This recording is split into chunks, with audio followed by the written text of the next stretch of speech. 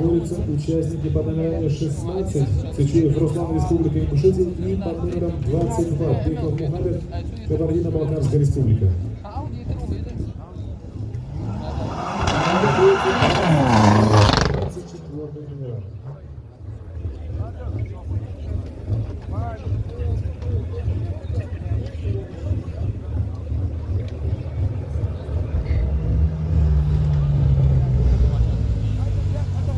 Так, на правой дорожке у нас выступает участник под номером 22 и на левой участник под номером 16.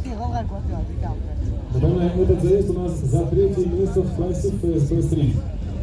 Сейчас трасса покажет, кому достанется бронза.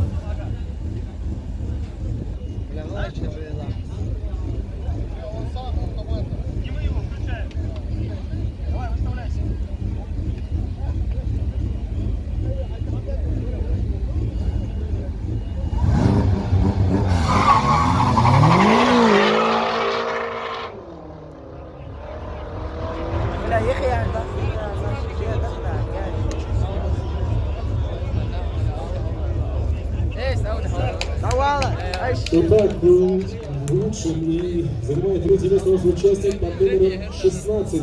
Его время 12:290. Итак, под номером 16 у нас выступает Цычуев Руслан. Он занимает третье место в классе ФСБ Стрит. Мы с чем его